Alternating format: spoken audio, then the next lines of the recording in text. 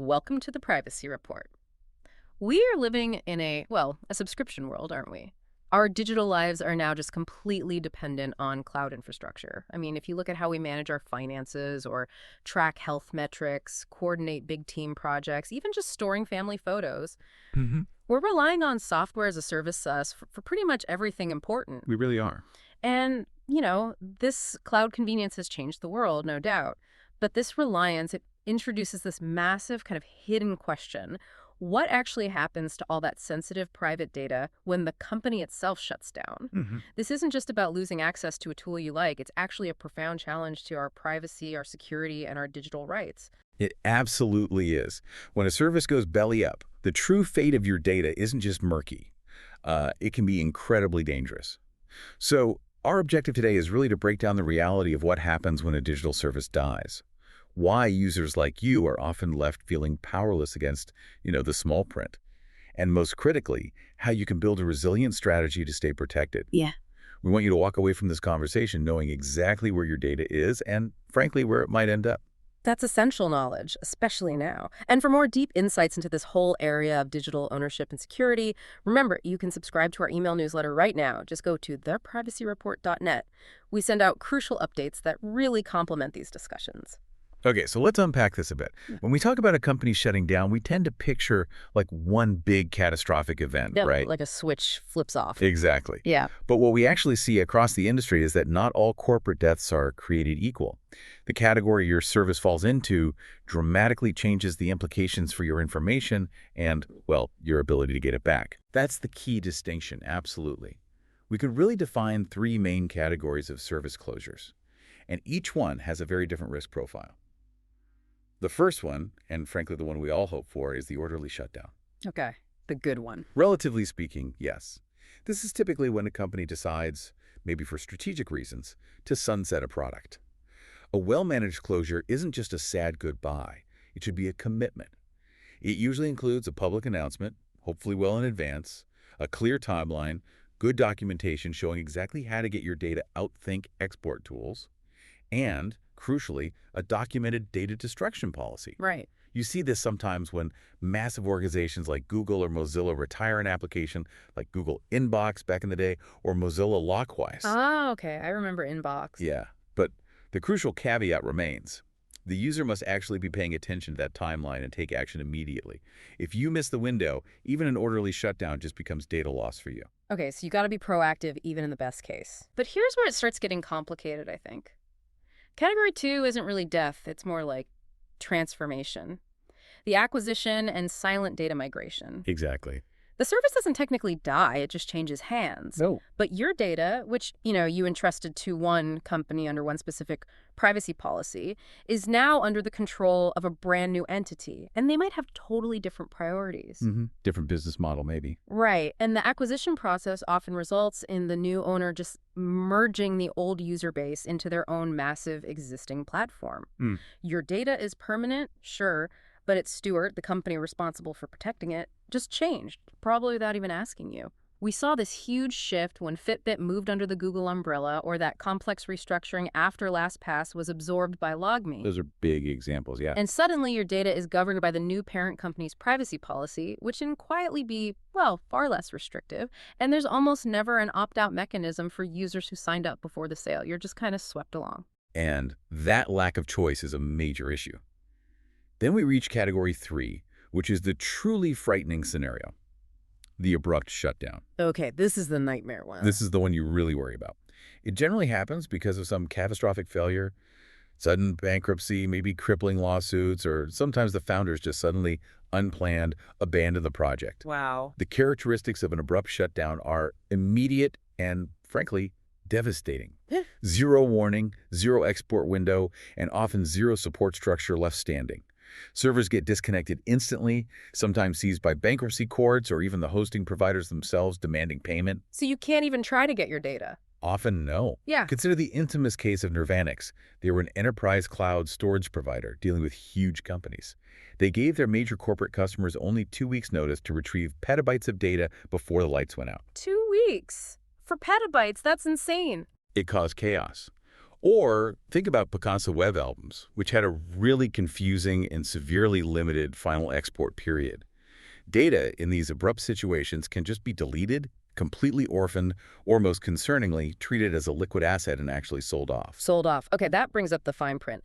If a company goes under that fast, what does that immediate failure mean for those terms of service we all click agree on? We walk into these things assuming it's my data, it's my property. But when a company hits crisis mode, what does the fine print actually prioritize? Yeah, this is where we run straight into the legal reality, and it's often not what users expect. Most SaaS platforms operate under a license agreement, fundamentally. It's not really a data storage agreement that guarantees your ownership rights in the way you might think. A license. Interesting, yes. So while you technically retain ownership of your underlying content, like your photos, your documents, the provider controls the access to that data. And controlling access, especially during a crisis, well, that's everything. Access is key. Absolutely. And if you dig into those nearly universal liability clauses in the terms of service, they almost all state something like the company reserves the right to suspend or discontinue the service at any time without liability. Ah, the get out of jail free card. Pretty much. That simple sentence means there's usually no legal guarantee that they are obligated to return your data to you, or even that they're obligated to securely delete it. Your rights are almost entirely subordinate to their continued operational ability, or inability in this case. Okay, so connect that to bankruptcy then. What does this all mean when the company is officially bankrupt? The paradox here seems striking. How can data be both yours and also an asset they can sell? Well, in a legal sense, user data, specifically the amassed user base, usage statistics, contact information, that kind of thing, can absolutely be treated as a valuable, intangible asset. It's not the individual photos they want, it's the profile. Yes, exactly. It's the aggregated data profile, the customer list, the patterns. When liquidating assets to repay creditors, the bankruptcy court may authorize the sale of this user data asset bundle. It's often one of those valuable things a defunct tech company actually owns. Wow. So you might think your highly personalized health metrics or your financial history are sacrosanct, but legally, they could potentially be put on the block. Unless, and this is rare, the company made an explicit commitment in their original terms of service not to sell user data during a collapse. Which they almost never do. It's very uncommon. We are largely relying on consumer protection laws like GDPR or CCPA to theoretically protect personally identifiable information, PII. But in practice, the legal battle over these intangible assets during bankruptcy can quickly overwhelm individual user rights. Okay, that sets up a huge potential security issue right there. Even if a company promises an orderly shutdown, maybe category 1, and they swear they'll delete everything, we kind of know deletion is rarely guaranteed, right? Yeah. So if the front end is shut down, where exactly does that data hide after the service is officially gone? That's a critical question. There are just simply too many points of failure in modern cloud architecture for deletion to be a simple switch flip. We're not just talking about the primary database. Right, it's spread out. Exactly. Yeah. Data can live in long-term offsite backups, maybe ones that were outsourced to a third-party vendor the company has now stopped paying. It might still be lingering in third-party analytics and logging platforms. Think tools like Segment or Amplitude, where PII and usage stats were being piped in real time. Oh, right, all those integrations. Precisely. The company might have licensed these platforms, but then forgotten or couldn't afford to revoke access or delete the historical logs sitting on those servers. Okay, so the company is gone, the staff is gone, but the data persists in all these decentralized systems that absolutely no one is monitoring or managing anymore. That's the risk. A shutdown simply does not automatically trigger some magical company-wide secure wipe across all these different points. It's an IT headache they likely can no longer afford to fix, and they rarely, if ever, publish verifiable proof of deletion anyway. And that data doesn't just sit there quietly, does it? It becomes, what did you call it, an attack surface. Exactly. A dead or abandoned SaaS service is unfortunately a perfect target for bad actors, because the low-hanging fruit is often everywhere and nobody's guarding the orchard anymore.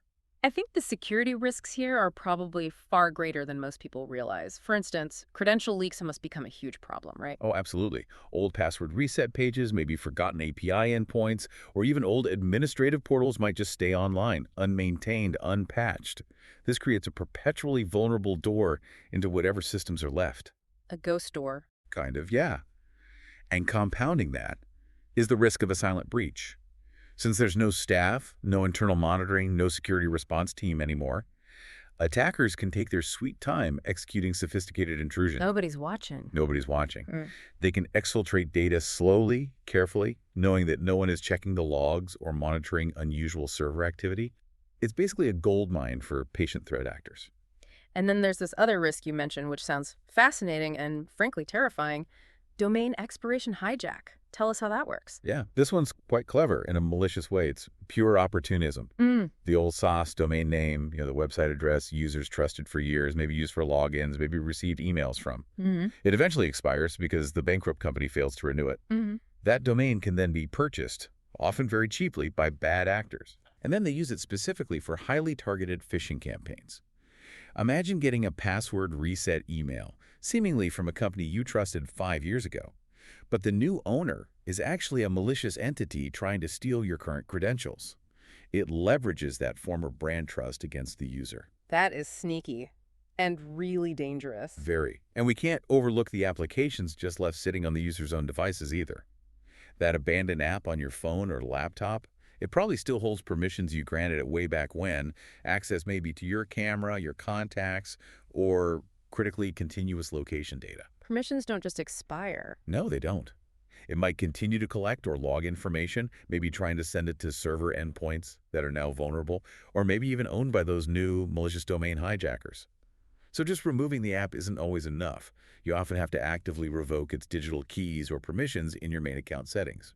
Okay, so if we tie all of this together, the bigger picture seems to be that the user, well, you listening, you have to adopt a mindset of resilience, right? We just cannot rely on the service provider to take care of our assets, especially in a crisis. We have to be proactive and plan for the exit before the music stops. That's exactly it.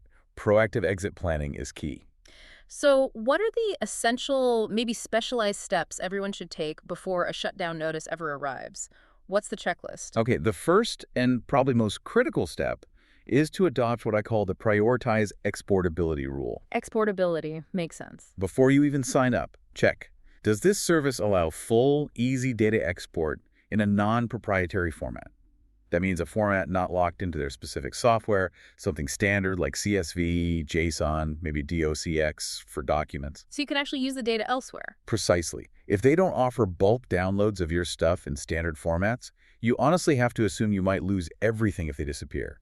It's a major red flag. Okay, good point. What's next? Following that, you need to actually check the shutdown policies before you even sign up or commit significant data. Dive into the terms of service or the privacy policy. The reading part. I know, but it's important. Search for terms like data retention policy, maybe a successor clause, or look for a guaranteed minimum notification period. Something specific that says they will notify users at least, say, 30 days or 60 days before termination. If those kinds of clauses just don't exist, you are essentially signing away your exit rights from day one. Right, you're relying purely on their goodwill, which might evaporate. Exactly. We also generally advise people to be wary of infrastructure stability, especially with smaller services. Specifically, try to avoid single-founder dependency. The one-person band. Yeah. If the platform seems to rely solely on one person for all the development, the support, the maintenance, the risk of an abrupt abandonment due to personal issues, financial problems, or just burnout is exponentially higher. This is usually easier to spot in smaller niche services. Okay, good heuristic. Yeah. Who else? 2 more key points for survival. 1, keep local copies. Seriously. Treat the cloud service as least functionality, maybe convenient access, but not permanent. Sole storage for critical data. Don't put all your eggs in one cloud basket. Please don't, especially if a product markets itself specifically as replacing local storage for your most vital files. That should be a signal to you to be extra rigorous about backing up that data externally and frequently. Got it. And the last checklist item. Finally, you need to be engaged, at least passively, in monitoring closures. Use tools like sunset trackers or RSS feeds. There are sites like Killed by Google, for example, that watch for early warnings about services shutting down. Stay informed. Right. Often, large platforms like Google or Amazon announce closures months in advance, maybe in developer blogs or forums first.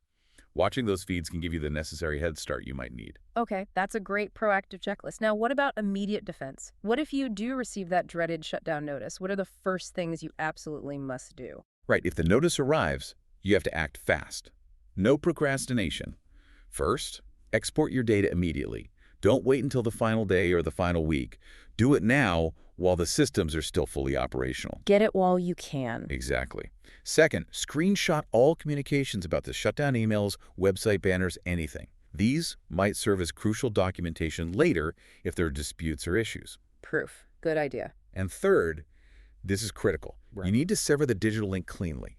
Go into your main account settings, like your Google account, Facebook, Apple ID, whatever you use to sign in, and remove all OAuth permissions granted to that third-party service. Explain OAuth quickly again. OAuth is basically the digital handshake, the access token that allows that service, the now dying app, continuous access to your live accounts, maybe your contacts or calendar. You need to manually go into your main account settings and yank that access token immediately. Because even if the service shuts down its servers, that token might remain valid and could potentially be exploited later if the service's infrastructure is compromised after death. Ah, okay. So closing the door from your side too. That makes sense. The takeaway seems to be that the "we'll delete everything" promise is only as reliable as the company's IT budget and motivation during a crisis, which is probably near zero. Precisely. That's the core insight here. The pattern is clear. SaaS is often temporary, but data feels increasingly permanent. Our digital rights hinge not just on encryption and privacy protection during the service's life, but critically on our ability to maintain continuous, verifiable access to our own information, especially at the end of life. Yeah. A company failing should not automatically equate to your information being lost forever, or worse, living on without your consent in some vulnerable orphan state. Yeah, it really feels like the difference between data loss and data survival comes down entirely to this idea of planning ahead. We as users have to build the habit of thinking about portability and exit strategies long before that shutdown notice ever arrives in our inbox. Absolutely. That proactive mindset, that personal data resilience, it feels like the only real armor we actually have in this situation. Well said. Thank you for tuning in today to the Privacy Report. If you found this valuable, please do like and subscribe to the podcast wherever you get your listening done. It really helps others find the show. This episode is made with the assistance of AI.